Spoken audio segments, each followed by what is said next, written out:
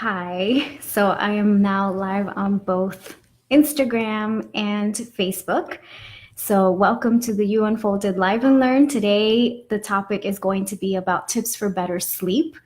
And again, I am Yentel Lega, your host. I am a holistic dietitian and certified mental health professional. And on You Unfolded, we talk about different nutrition and well being practices that will help you unfold your healthy, balanced, and beauty filled life without restrictions and so called standards. So, I did want to get right into tips for better sleep. So, last week we actually talked about surprising yet simple self care ideas. And one of those ideas was napping.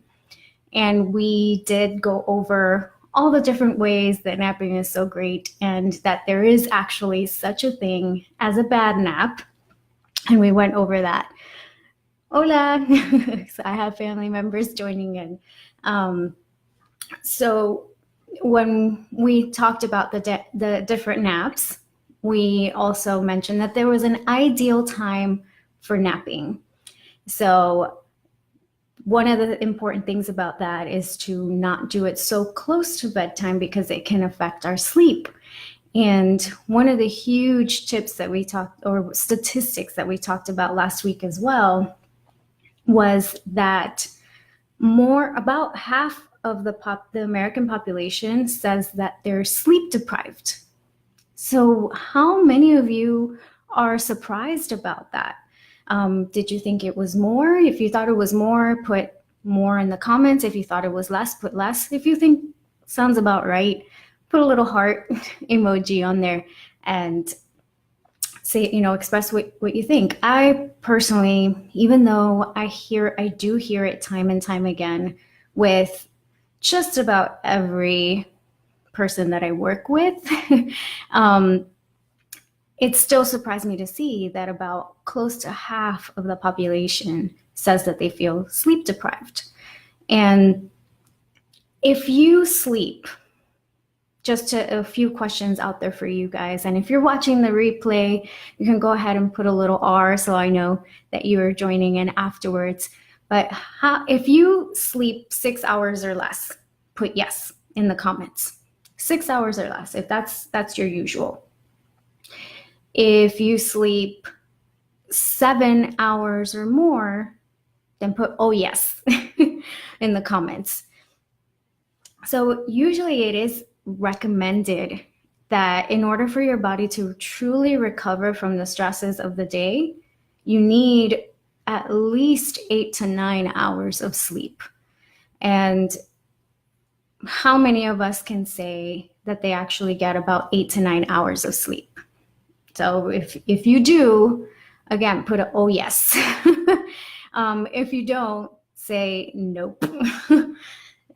So sleep deprivation is huge. Unfortunately, most of the population suffers from it, and there are many, many things that can come, many negative impacts that it can have on your health. So, hi, Gutty. So, yes, some of the different things that sleep deprivation can cause is depression, weight gain, high cholesterol, high blood pressure, poor concentration, and irritability. So if this sounds all too familiar, put oh yes in the comments. Oh yes.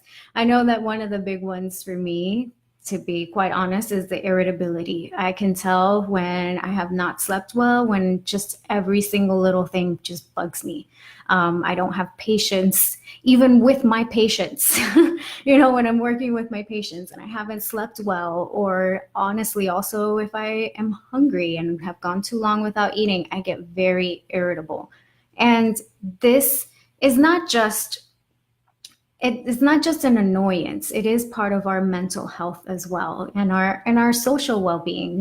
To be able to interact well with our loved ones is a huge part of our health as well. So if we're not sleeping well, it can really affect our relationships. So creating a nighttime ritual, or really having these different tips that we're going to go over today in mind to promote better sleep is not only good for your health and your well-being, but it also helps to promote self-care and self-love, as well as create just overall better relationships with those around you. So we're going to go over 10 different tips that will help you sleep better at night. So one of the first things is to keep your bedroom dark. Now this may sound, hello Carlos, or here, sorry, is that I'm looking at the Facebook comments here and then Instagram comments over here, and then I have the camera over here for Facebook, so don't mind me. So even though it sounds pretty obvious to keep your bedroom dark, it really is a huge thing that a lot of us may neglect. And this includes the light of electronic devices. So many people, I used to be this way as well, or I used to think this, that I needed to fall asleep to the TV. And that affects your sleep. That light from your electronic devices, or any light, even sometimes coming in through the windows, even if you have your blinds closed, any light that seeps in, it affects your melatonin, which is a hormone that promotes sleep in your body at night. And all these lights, even though it's artificial light, our body doesn't differentiate between daylight and artificial light. It believes it's still daylight, so it doesn't allow your melatonin to be produced as much. It decreases that, so it decreases your ability to be able to fall asleep. So one of the things that is important, if possible, is to get curtains. Even though you may already have blinds, like I said, sometimes light can still seep through, to get curtains, or more specifically, blackout curtains. You know, if you're not able to do curtains or shutters, for example, shutters that actually keep light out a little bit more, wear an eye mask. That's a more inexpensive and simpler way to keep light out of your vision. Second, this goes with keeping it dark, power down all electronics at least an hour before bed. Again, this is what's going to help your body to produce the melatonin it needs to be able to fall asleep better at night. So winding down, again, that's why it's having that nighttime routine, that nighttime ritual of trying to not be on your phone and trying not to be watching TV so close to bedtime. And I can say I'm very guilty of this. And I do notice that when I could be so incredibly tired, and when we're watching a show on Netflix at night and in our bed, I'm like this. And my body could be so tired. My brain could be exhausted. Like, everything is telling me it's ready for sleep, but I'm like, my eyes just don't close. And it makes it harder for me to fall asleep. So have the nighttime routine of trying to wind down and turn off all electronics at least an hour before bed. And this includes too, if you are someone who likes to read at night and you have an e-reader or you read from your phone, try to read more a physical book instead of from your phone or the e-reader. Or if your phone or your e-reader has the option for the night mode, that is an orangey light, which actually has shown to be affect your melatonin levels less, so it can help you induce sleep a little bit better. So switch to that nighttime mode if you are someone who likes to read from your phone or from your e-reader. One of the third things as well is to keep your bedroom cool and actually pretty cold. So it is actually recommended to have it anywhere between 65 to 68 degrees Fahrenheit, which comes out to be 18 to 20 degrees Celsius. Studies have found that this is the average that can help your body sleep more soundly. If keeping it that low is not feasible, but due to like budget constraints, because you don't want to have your AC that cold at night, or just because you live with other people that just are not having it, then you can use either a fan, or if you have a ceiling fan, use your ceiling fan, or use a light sheet to try to help to reduce the overheating that comes naturally in the evening. Another thing is be comfy, whether you're wearing PJs or not. Be comfy. Wear or don't wear whatever feels most comfortable to you. So everybody is different, but find something that you can sleep comfortably with. I know when I was younger, they used to give us these cute pajamas. Now that I look back, they're like grandma pajamas. But on a little girl, it looks cute. It's like the long sleeve that is long, a long PJ. It's like the long PJ gown. But I never felt comfortable sleeping in them. I liked wearing them, but never felt comfortable sleeping in them. I felt like as I would try to turn one way, it would get stuck and it just feel suffocating. And then the long sleeves at night would feel too hot. I live in Florida, so it really doesn't get cold enough for the most part. So wear or don't wear whatever's most comfortable to you to really help you sleep more soundly at night. Also, another thing is try not to eat too heavy, too close to your bedtime. Usually one of the, like, I guess, I don't want to say rule of thumb, but there's this expression that says, breakfast, eat like a, I'm going to say it for women. Breakfast, eat like a queen. Lunch, eat like a princess. And dinner, eat like a servant. But as the day goes by, to have your meals get smaller and smaller. Again, always go with your schedule and how you feel and what works for you. Gauge your hunger and satiety cues. But usually, it is a common acceptance that if you eat too close to your bedtime, it affects the digestive process and it can actually make it more difficult for you to fall asleep. So something I usually recommend, now this is not anything set in stone. This is just on average what has worked with the patients that I have worked with, is if you have a snack, let's say, to have it about an hour and a half, no less, before bedtime. And if you have a meal, that it's no less than 3 hours before your bed, because it does take about 3 hours for the full digestive process to take place. On average, everybody is a little different, give or take. But that's why there is no rule as, after 5 p.m. don't eat, after 6 p.m. don't eat. There's no rule like that. It's more based on your bedtime.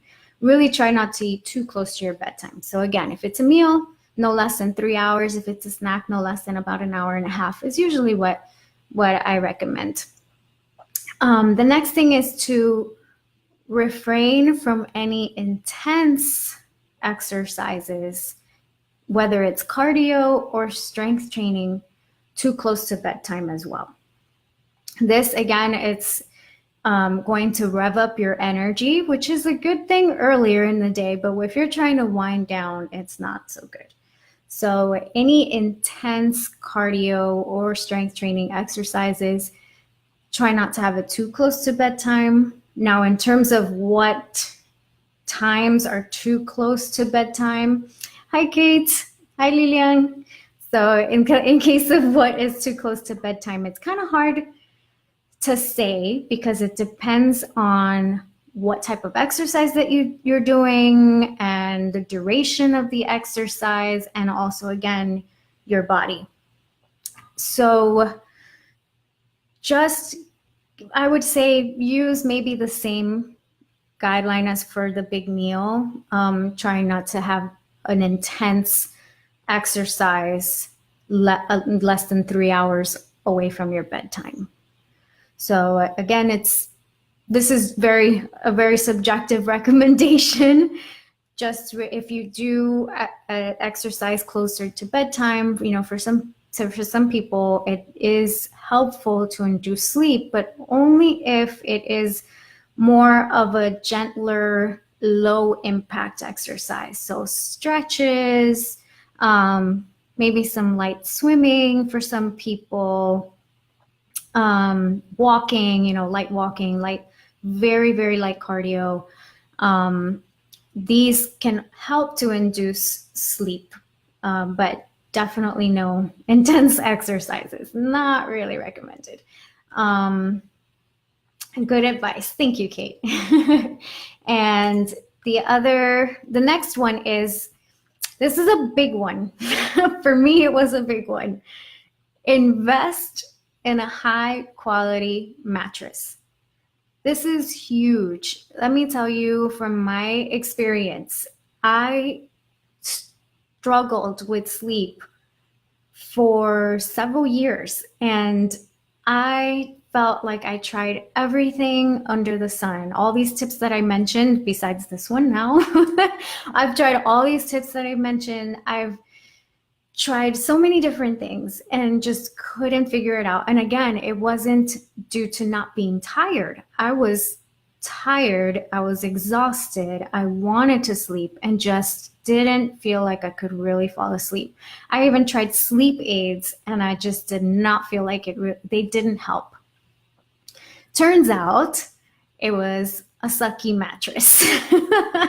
So when my husband and I moved here, actually, crazy enough, this was just a year ago. We've been living here already for a year. So just a year ago, when we moved to our new home, was when we decided to get a new mattress. And we said, let's really invest in getting a good quality one, because he was also starting to have trouble sleeping. Because what happened is that I brought my mattress that I had when I was still living with my mom. I brought my mattress over to our house that we shared once we got married, and he started having trouble sleeping. So yes, it turns out, and my hubby is watching now on Instagram. Hey, lindo. So it turns out it was our mattress. And what a world of difference it made. I'm telling you, I want to say that first night was it felt like the best sleep of our lives. It really did. It made such a huge difference. And I know that, that having a good quality mattress, it's a big expense.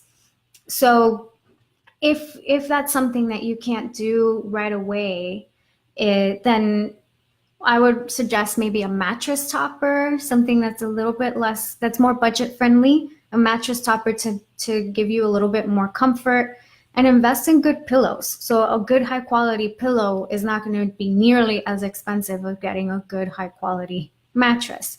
So if you get a mattress topper that makes your bed a little more comfy, and you get good quality pillows, you can improve on your sleep big time.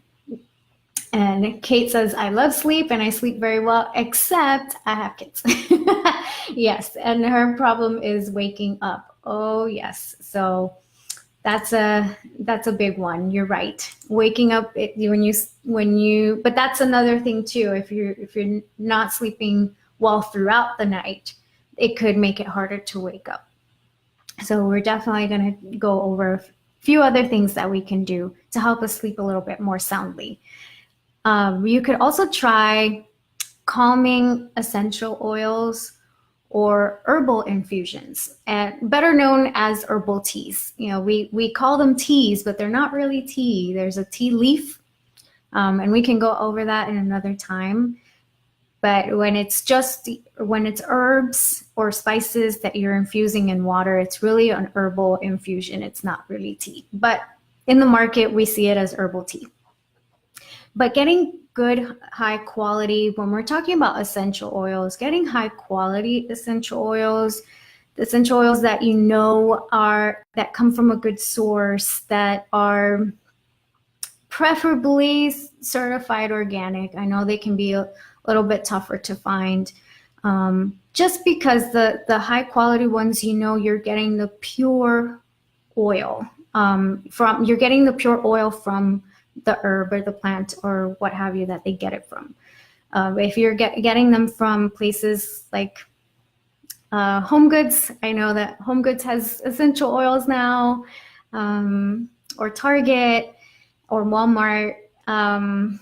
Unfortunately, and even if you look at the bottle, they are mixed with other oils. Hey, Melanie. So it's best to get some that, again, are coming from a good source, that it's pure, that it's certified organic. That's really the only certification that is really like USDA certified organic is the only certification that's really monitored well when it comes to essential oils. So that's why I said it's best to get USDA certified organic oils. I'm not recommending any particular company or anything. I would say do your due diligence that you know where these essential oils are coming from. And some of the oils to experiment with, these are the ones that have been clinically proven through different scientific studies that they work for being calming and inducing sleep. So cedarwood is a great one. Lavender, I know a lot of us have heard of that one. Roman chamomile and Tulsi. Tulsi is holy basil. You can have a lot of these, like the lavender, the chamomile, and the holy basil. You may even find them as, like I mentioned earlier, an herbal infusion or a tea. So you could also take it as an herbal infusion, but there are other herbal infusions that actually work even better than the lavender, the chamomile, or the Tulsi. And some of these are, number one actually is valerian root. Any valerian teas that you see, any sleepy time teas that you see that have valerian in it, it is actually more effective at helping you fall asleep than chamomile or lavender is. Linden leaves. So my Latin people know it as té de tilo.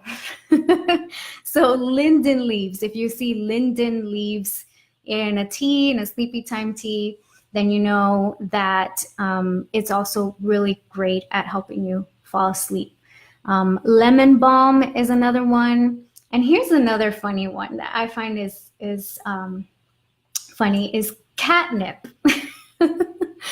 And the reason why I find it so funny is because for cats, it's like cocaine. I mean, if any of you guys had a cat and seen a cat with catnip, it's like if they shot up cocaine. It really is. They go nuts over catnip. But for us, it actually induces drowsiness. So catnip is a great herbal infusion. And if you have a cat, then it's something you both can share. Have some bonding time over catnip.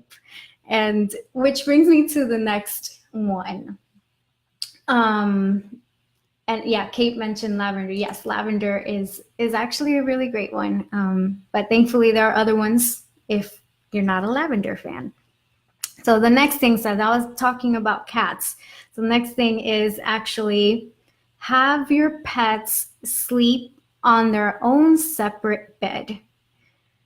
This can be a toughie if you are a pet owner and you love your pets dearly. I mean, how many, if you sleep with your pet and you have trouble having your pet sleep in their own bed, put in the comments guilty.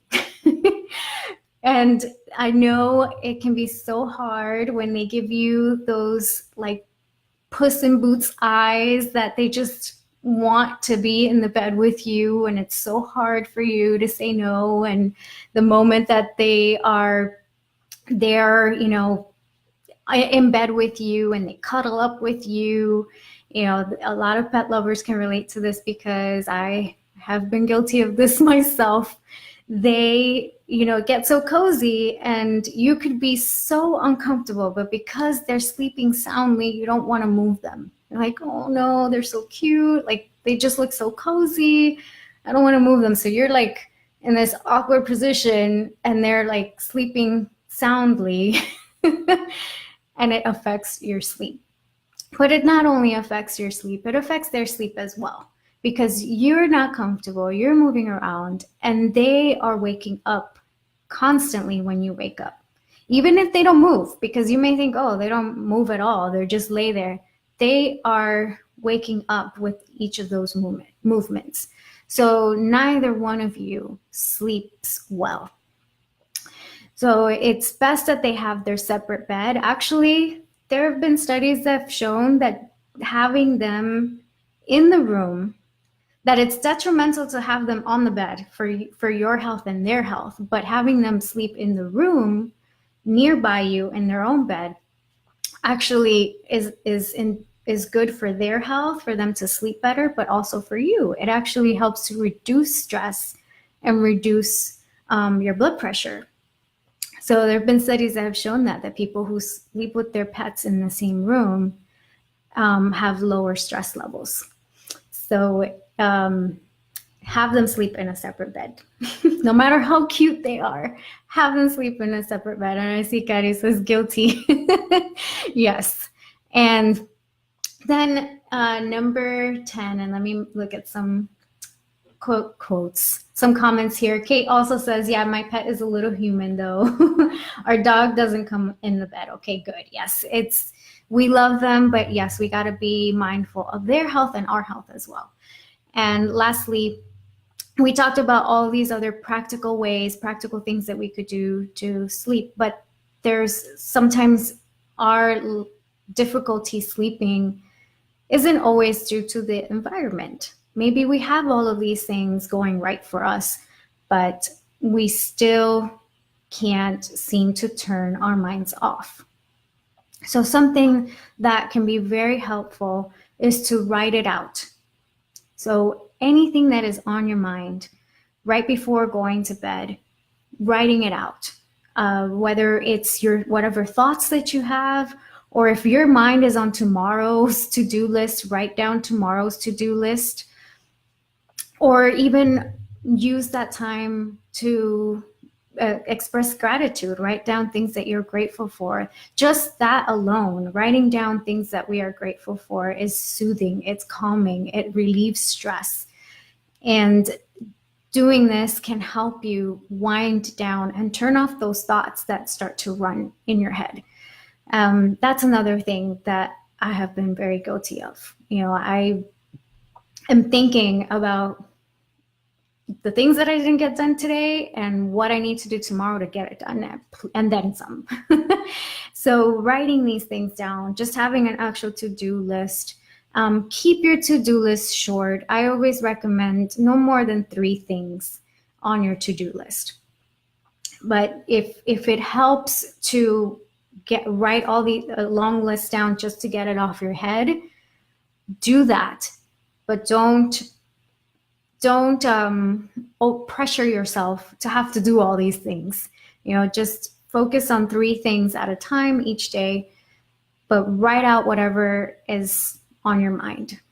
And this is something that not only has helped me a lot, but I've provided this tip to others, and they said that it actually has really helped them as well to be able to turn off their mind, feel more at ease, actually relieve that bit of stress of all these racing thoughts, and help them to fall asleep a little bit better. So yes, I'm going to recap very, very quickly.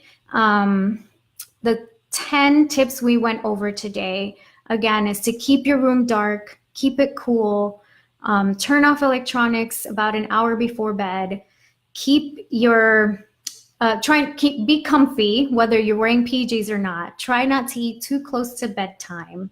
Refrain from any intense exercises too close to bedtime. Invest in a high quality mattress. Try calming essential oils or herbal infusions. Have a separate bed for your pets and write it out. And yes, again, these are all things that can be very helpful to help you fall asleep better. But if you're still having trouble, definitely make sure you get checked. Go see your doctor or a healthcare professional. Sometimes there are physical things that are involved that are not allowing you to sleep well. You can be trying all these things, but maybe there's a condition that is affecting your sleep, or maybe a certain medication that you're probably taking that is affecting your sleep. And even if they aren't able to find something physical, it could be related to your mental health. If you're still having trouble sleeping, even after all of this, do seek help as well. Seek help from a counselor. Really try to get to the bottom of your sleep deprivation, because sleep deprivation, how we mentioned earlier, can cause a whole host of negative things to your health. So it's very important to make sure that you can sleep soundly at night. So I am going to go over really quickly and see if anybody had any other comments on here. Kate said we have the dog sleep downstairs so he can alert us if anyone comes in. Oh, that's great, actually. Yes, and she wrote, I missed the intro, but one of the things is to turn off screens and put down the phone at least an hour before bed. Exact same thing. Yes, awesome. Give your brain time to relax and get in the mindset of sleep. And don't work in bed and take your stressful or take any stressful phone calls. Those are awesome tips. And yes, make your bed a place of rest and sex. That's it. Don't make it a place for anything else. Absolutely, Kate. I completely agree. So yes, let me, if you found this helpful, put little hearts, and also share it with anybody else who you think could benefit from this. Next week, I'll be back, and next week is going to be a more fun and learn it's going to be live. No, what is it? Live and fun. So it's live and learn usually, but next week is going to be live and fun. We're going to be going over most popular candies per state. Just talking about candy. That was actually Kate's suggestion, just for fun, because we're close to Halloween, and just for us to get to know each other a little better. So if you want to ask me anything, about candy, ask a dietitian about candy, whatever you want to know, or even ask me any personal questions that you'd like to know about candy, like what candy, if any, do I keep in my pantry, or do I enjoy most, or do I have often, whatever it is. Put any of those comments actually down below. I'll also be posting a post sometime soon where you can ask any questions through there as well. So it's going to be next week, Wednesday at 8 p.m. Eastern. And also, don't forget, I'm also providing a free webinar on October 23rd at 8 p.m. Eastern. It's going to be about learning how to increase your energy naturally. And I'm not selling anything. This is just an informational class, health class for all of you. So I put all of those links in the description so you guys can check them out and hopefully be a part of it. If you're not able to be live for the webinar, I do send the replay if you register. So just wanted to let you know that. So thank you so much for tuning in. And okay, I see some great questions already. So thank you so much for tuning in. I'll see you next week. And remember to silence the standards, because you are more. Bye.